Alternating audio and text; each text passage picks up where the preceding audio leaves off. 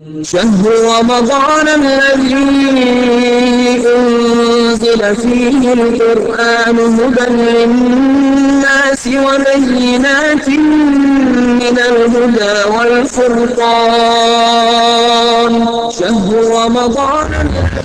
الذي أنزل فيه القرآن هدى للناس اب چونکہ ماہ مبارک رمضان شروع ہو رہا ہے، اس سے پہلے کچھ باتوں کا آپ کو خیال کرنا رمضان سے پہلے۔ سب سے پہلے تو آپ کو اپنے مال اور اپنی غذا کی پاکیزگی کا خیال کرنا ہے، کوئی حرام غذا اپنے جسم کے اندر نہ جائے۔ حرام غذا وہ آپ کے جسم میں نہیں جانی چاہیے۔ بلکہ ایک چیز اور بھی ہے، خود کو رمضان کے لیے فارغ بھی کریں۔ فارغ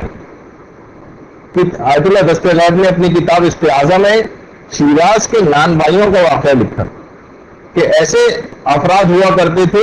کہ جو تندور پہ جب روٹیاں نہیں لگانے جاتے تھے تو حدیث قصہ پہلے پڑھتے تھے اور باوضو ہو کر روٹیاں لگاتے تھے کہ یہ مومنین کے جسموں میں غذا جائے گی تو ایسے ان کے اثرات ہوتے۔ اور بہت سے نان بھائیوں کا واقعہ بھی انہوں نے لکھا ہے کہ ان کی کوشش ہی ہوتی تھی، ظاہر ہے پورے رمضان کتنا مشکل ہے تندور کے آگے بیٹھ کر روٹیاں لگانا، کتنا روزہ لگے گا اس کو۔ تو بہت سے جو اس قابل نہیں پاتے تھے اپنے آپ کو رمضان کے روزے کہیں سے نہ چھوٹ جائیں، تو عام دنوں میں زیادہ محنت کر کے وہ پیسے زیادہ حاصل کر لیتے تھے، اور تاکہ ماہ رمضان میں اپنے آپ کو بالکل فارغ کر کے گھر پہ آرام کریں، روزے رکھیں۔ زمانے طالب علم میں ہم کتنے ایسے دیندار نوجوانوں کو دیکھتے تھے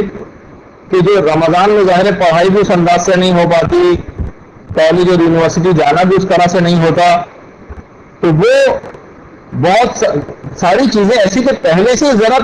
پہلے مہینوں میں زیادہ پڑھ لیتے تھے اپنے کالج کی پڑھائی، تاکہ اس مہینے میں اپنے آپ کو فارغ کر کے عبادت کی طرف اپنا رجحان کو لگاتے تھے اور علم حاصل کرنے میں اپنے رجحان کو لگاتے تھے، صرف اس وجہ سے کہ یہ رمضان پھر آ کر نکل جائے گا، پھر پورے 11 مہینے کے بعد اتنی عظیم سعادت ہمیں حاصل ہوگی، اور اس بات کو کیوں اس مہینے میں کیوں ضائع کریں اس انداز۔ تو بہرحال پہلی تو چیز یہ کہ اپنے مال کی پاکیزگی کا خیال کرنا ہے، تو غذا جسم میں ایسی نہ جائے۔ دوسری بات یہ ہے کہ کوئی بھی حرام اس مہینے میں نہیں ہونا چاہیے، یعنی یہ نہ ہو کہ حلال سے تو اپنے آپ کو روکا ہوا، جیسے کہا جاتا ہے نا کہ پانی پینا حلال تھا ایک قیاس سے، ٹھیک ہے رمضان میں روزے کی وجہ سے حرام ہوا، حلال کھانا حلال تھا، رمضان میں روزے کی وجہ سے حرام ہوا، یعنی یہ نہ ہو کہ حلال سے تو اپنے آپ کو روکے یعنی کہ مثلا ایک گلاس سے کھا پی نہیں رہے، اور روزہ کھلتے مثلا حرام فلمیں دیکھی جا رہی ہیں، بہت سے لوگ پوری رات کے صبح فجر تک جاگ رہے ہیں، کیا کریں حرام فلمیں دیکھ رہے ہیں، حرام موسیقی اس کے اندر سن رہے ہیں، فحش مناظر ان کی آنکھوں کے سامنے سے ہو رہے ہیں، فاحشہ عورتوں کے انٹرویو اور جو ٹی وی کے اوپر آ رہے ہیں وہ گھنٹوں بیٹھ کر آپ سن رہی ہیں، اپنی روحانیت جو رمضان میں زیادہ ہو گئی تھی روزہ رکھنے کی وجہ سے، ان کے انٹرویو سننے کی وجہ سے، مثلا ان کی شکلوں کو دیکھنے سے بھی آپ کی روحانیت میں کمی واقع ہوتی، آپ بیٹھ کر دیکھ رہی ہیں سن رہی ہیں، وہ اثرات انسان اپنے اندر جذب کرنے لگتا ہے غیر محسوس انداز میں برے لوگوں کو دیکھنے کی وجہ سے،